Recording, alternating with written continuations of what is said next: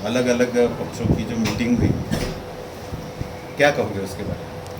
देखिए, आज सुबह में हमारी पार्टी की तरफ से हमारे साथी और महाराष्ट्र के एमआईएम के प्रेसिडेंट और औरंगाबाद के सांसद इम्तियाज़ जलील साहब ने हमारी तरफ से इस बात को रखा कि हम लोगों को उसमें मदऊ नहीं किया गया है, हमको उसमें बुलाया नहीं गया है।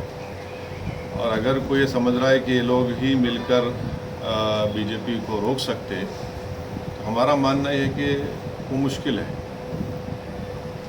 हम भी नहीं चाहते कि 2024 में दोबारा इस देश के प्रधानमंत्री नरेंद्र मोदी तीसरी मर्तबा बने। और अगर ये लोग चाहते हैं कि एक ब्रॉड बेस्ड लोग सब जमा हो, तो फिर एमआईएम पार्टी को भी उनको बुलाना पड़ेगा।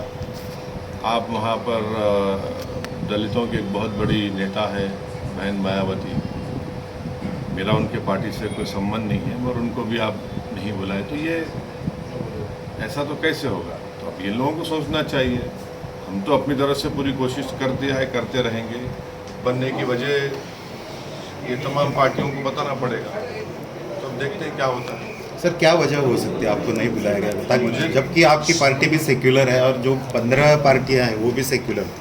नहीं, मेरे को नहीं मालूम, मेरे पास, मैं तो नहीं इसका जवाब दे सकता। ये तो उन लोगों को जवाब देना चाहिए। जब वहाँ पर उद्धव ठाकरे को बुला लिए और उनके बाजू महबूबा मुफ्ती को बिठा लिए। उद्धव ठाकरे तो परसों उनकी पार्टी बीजेपी के साथ रही। उन्होंने 2019-2014 में नरेंद्र मोदी के लिए उन्होंने वोट मांगा प्रधानमंत्री के तौर पर। फिर उन्होंने ही पहली मर्तबा देवेंद्र फडणवीस को मुख्यमंत्री बनाया। अब वो बैठे हैं, उनके बाजू महबूबा मुफ्ती तो बीजेपी से सरकार बनाई। अब बताइए क्या इसमें बोलेंगे? क्या सब कल जो पार्टी में मीटिंग जो हुई पार्टी लोगों की, क्या आगे आगामी चुनाव में इनका फायदा हो सकता है नरेंद्र मोदी को रोक पाएंगे? मेरे को नहीं मालूम क्या होगा।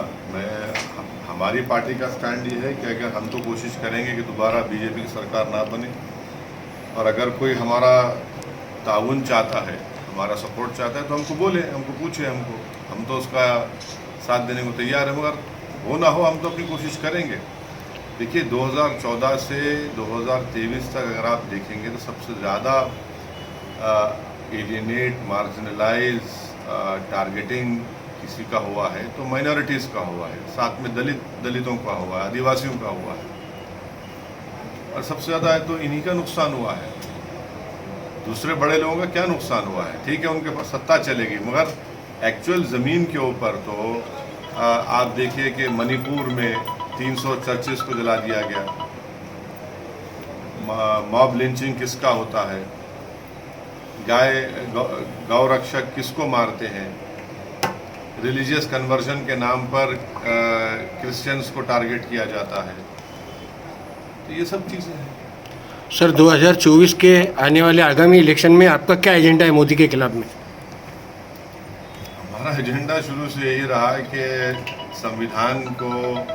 संविधान की खूबसूरती को बचाना है। भारत में जो मेजॉरिटेरियन फॉर्म ऑफ डेमोक्रेसी चल रही है, वो उसको बदलकर उसको पार्टिसिपेटिव फॉर्म ऑफ डेमोक्रेसी में तब्दील करना है।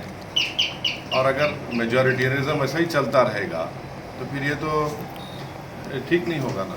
तो इसलिए हम कोशिश करेंगे, हमारी कोशिश ये भी है कि दलित और मुसलमानों की एक पॉलिटिकल एम्पावरमेंट हो, उनकी वॉइस हो, उनका रिप्रेजेंटेशन बढ़े भारत के लोकसभा के चुनाव में।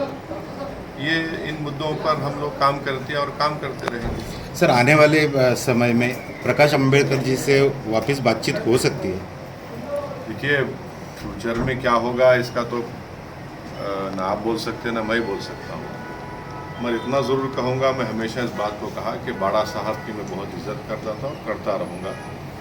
मैं उनके साथ वक्त गुजारा हूँ, बड़ा अच्छा वक्त हमारा गुजरा है। अब किसी वजूहात की बिना पर, किसी वजह की बिना पर हम लोग आगे नहीं बढ़ सके, तो ये बात है। सर, महाराष्ट्र में बीआरएस की एंट्री हो चुकी है और उसके अच्छे से घौड़-दौड़ शुरू है, क्या कहोगे? नहीं, हर पार्टी को अपना राइट हासिल है कि अपना प्रचार करे, लोकतंत्र है। कोशिश कर रहे हैं। सर ईडी की रेड आज तक जो हुई है भाजपा छोड़कर बाकी विपक्ष के लोगों पर हुई, भाजपा के लोगों पर नहीं हुई, क्या करें? ये तो सोचने की बात है, तो देश को सोचना पड़ेगा इस बात। उद्धव ठाकरे के हिंदुत्व के बारे में क्या कहें? हाँ, उद्धव ठाकरे के हिंदुत्व के बारे में क्या कहें?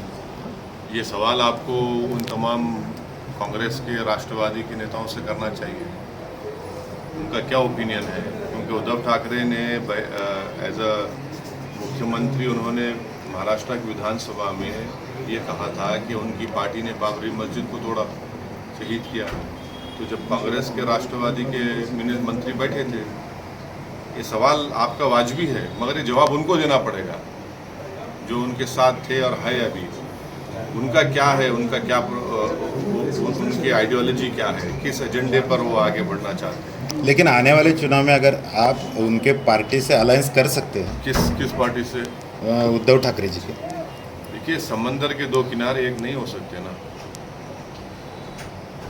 समंदर के दो किनारे एक नहीं हो सकते। मगर ये जो मीटिंगें जो होती हैं उसमें ये लोग अंग्रेजी में कहते हैं ना कि they have arrogated themselves this right to decide who is communal who is secular.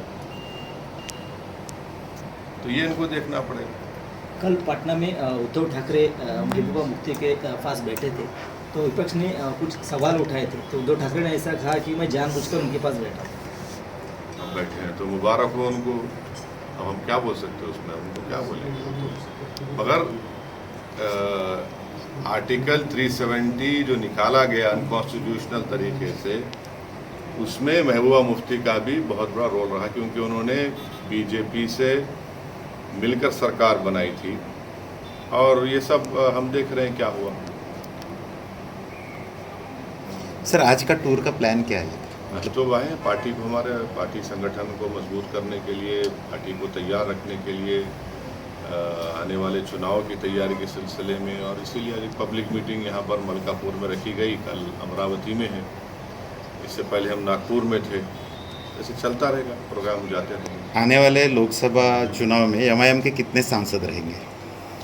कितने सांसद पहले तो लड़ना पड़ेगा, तो कितने लड़ेंगे उसके बारे में हम इम्तियाज़ जलील साहब, डॉक्टर गफ्फार कादरी, हम लोग सब बात कर रहे हैं महाराष्ट्र के सिलसिले में।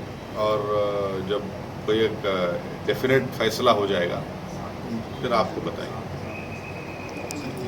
शुक्रिया। Thank you.